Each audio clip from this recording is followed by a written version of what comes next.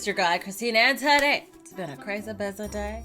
Went to get some groceries. The Star Wars Fortnite event happened, so I went and was like live streaming that. Shout out to everybody who went to that. Love you. And TheOdd1sOut released a video. This is the Netflix series that was also scary for adult James. I wonder which one it's going to be. From the thumbnail, I'm thinking it's that one he was talking about, Dark Crystal. He talked about it a long time ago.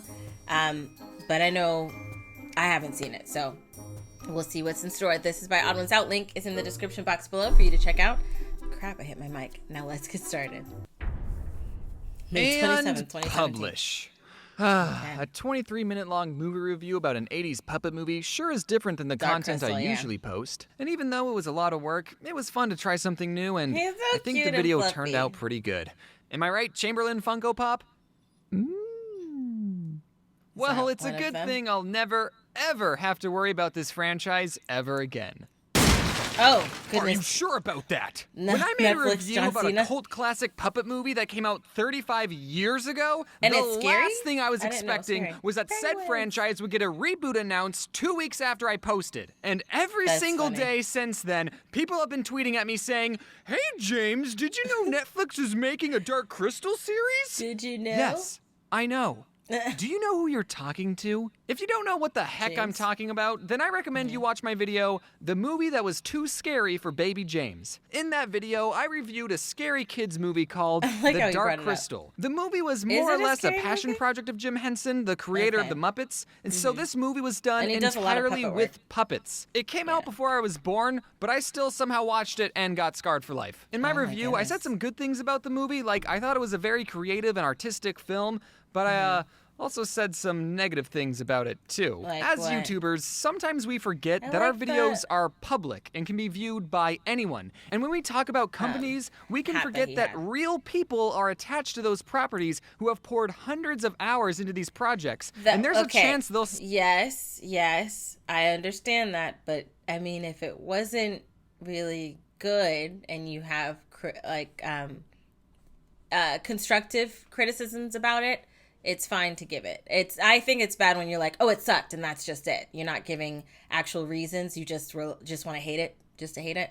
see But- our videos. And unbeknownst to me, Lisa Henson, current CEO of the Henson Company, saw Really? my video. And for Really? some reason, I never considered that was ever going to happen. Oh, If I had dear. known that Lisa frickin' Henson was going to The watch my video, daughter? I probably would have worded a few things differently. I don't Oh think she my was too mad at my goodness. video, though, because she invited Okay. me to tour the Henson office, and I got to see Really? a real-life Skeksis puppet, That is which resurfaced an cool. unhealthy amount of repressed memories, and I got to meet some of the puppeteers, which was a whole lot of fun. Also, That before is Age of Resistance was cool. released, I got contacted by Netflix, and they invited me and some other Dark Crystal fans to an early screening of the first 2 episodes, That's and I signed a cool. non-disclosure agreement so I couldn't spoil anything. I don't Right. remember when that NDA said I was allowed to talk about it again, but hopefully I'm in the clear. When I was in the goodness, early you seem screening, I just remember thinking about how melting. cool that these characters in this world were back on the big screen. Mm-hmm. Netflix has a pretty big screen, and the puppetry and yeah. cinematography have I only did, gotten better. And the fact that 95%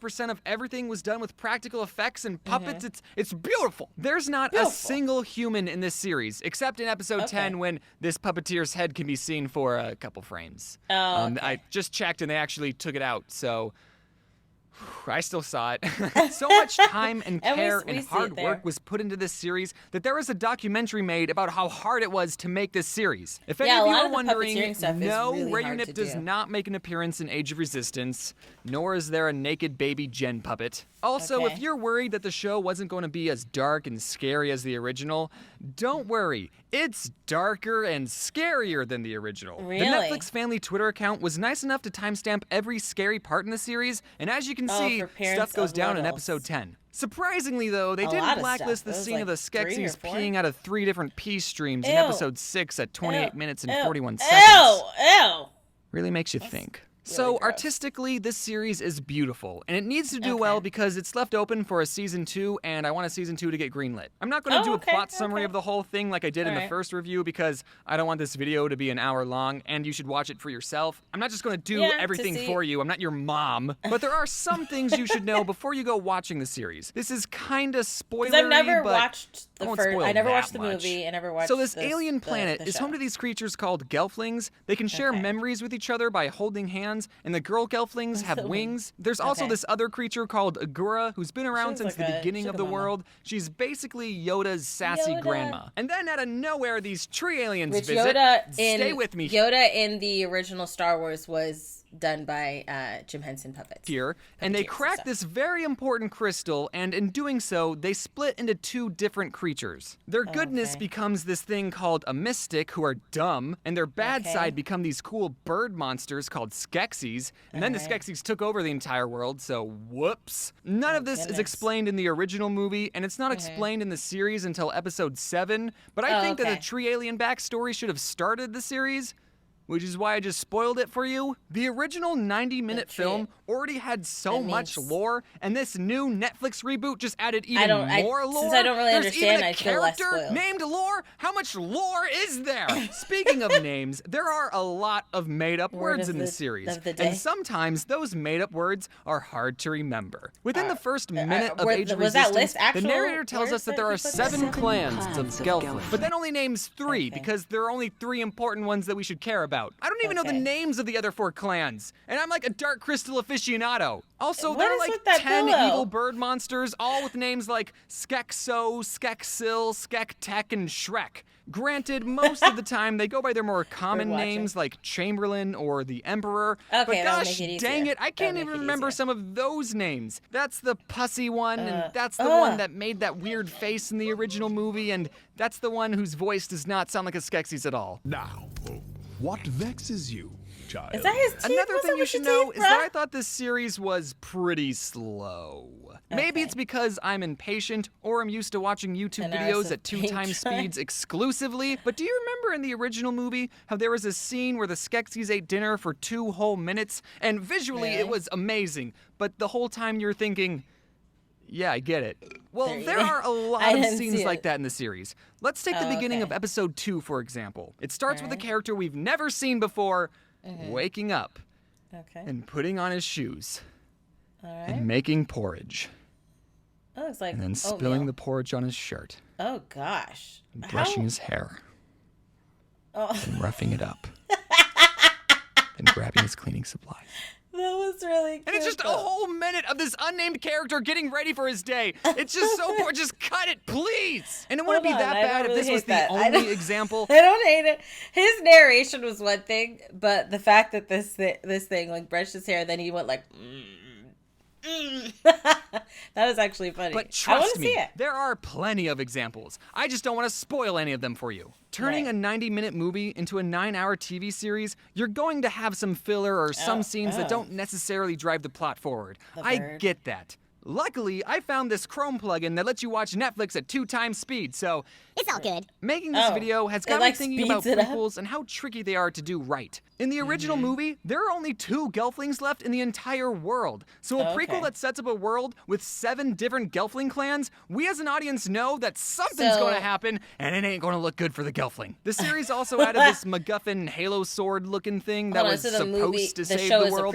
But the whole time watching that, I kept thinking, no, that's not how the world is saved. The world's not saved until 1982. Also, there are certain characters that we know can't die because they're in the original movie, but boy, does this show make you think some OG characters are gonna die. It almost makes me wish that the writers used the 80s Dark Crystal movie as inspiration and rebooted the series in its own separate universe. Movie reviewers tend to focus a lot on the negatives, and I don't want to come off as a hater because I really did enjoy this series, and I want a season 2 to get made, so let's end this video with some of the things I liked about this series. I liked that we got to see the Skeksis with more personality because they were always so over-the-top evil. The Hunter Skeksis was just on a whole new level of cool. All the other Skeksis never came across as threatening. Like look how slow they walk. I could beat them up. But the Hunter Skeksis, oh man, he was awesome. They have a Do you skull in think their he'll be face? my friend? I like that the series didn't tone down the darkness, and if anything, they amplified it. Because everyone like me should have a deep-seated fear of puppets. There are some great nods to the original Dark Crystal, like when the Emperor Skeksis says,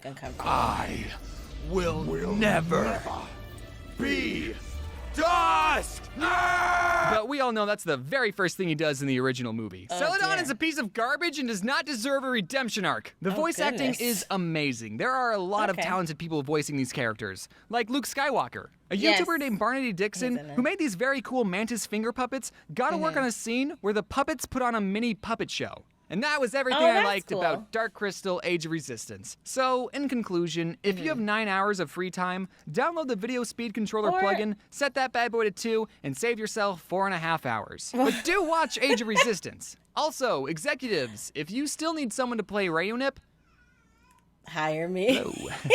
Hey. Good morning, everyone. If you're wondering if this is a sponsored video, it's not. I just thought it was very weird that I made a video about a movie that came out 35 years ago, and then a year later Netflix rebooted it. Isn't that just a crazy world we live in? It is, but I think it's also really cool that they invited him to go down to the studio, and they took him, he did a tour, they let him do a screening. I think that's actually really freaking cool, and I think it's awesome when, people who create things like, directors, writers, production companies, studios, yada, yada, yada, kind of lend that hand to people who have mentioned how they're fans of it, and they give them an opportunity to be a part in some way of what they're doing. And I think that's really, really cool. I get what he's doing. He's trying to tread lightly on what he's saying about the show. He doesn't want to be too critical because he wants there to be a season 2. He wants there to be a continuation. He's a fan of the property. I have that feeling in regards to another show that I'm watching that I actually didn't hold my breath back on how I felt about the show. It is enraging to me. But the thing I'm worried about is that this show will not lead to other shows that I want. However, everybody else loves it, so I think it's going to be fine. But I think this is really cool that he got to be a part of it, and then he's, he watched the show, and then he's talking about the show. And I kind of feel like he also put this out because, and maybe he's going to say it in the rest of this little, the last minute he has on the video. Maybe he's going to say how he posted this video in hopes that it will kind of set the new season to happen. Since he posted the other video, then they're like, hey, we're going to make a show. And they invited him over. And now he's talking about the first season in hopes, kind of wink, wink, wink, wink, make a season 2, wink, wink, wink, wink. I don't really know on the ether on how people felt about Dark Crystal. I know it came out. My husband watched it. I don't know if he finished it, but I know he was watching it. But I don't know how well it did and how well it didn't do and the possibilities of it having another season. But I'm going to check it out. Since there was scary things, because puppets are awkward to me. They're weird to me. So that's why I never touched it. But since there's scary things, it might make it more interesting, possibly. I don't know. Maybe it's already interesting. I'll have to check it out. Let me know if you have watched Dark Crystal, the show, or the movie, and do you agree with the things that he mentioned? Are there other things that you would like to critique? Let me know down below in the comment section. If you like the video, check out the link in the description box below to support everyone involved in making the video. If you like this video, hug the like button. I love you guys as always. And until next time, buddies. Toodles.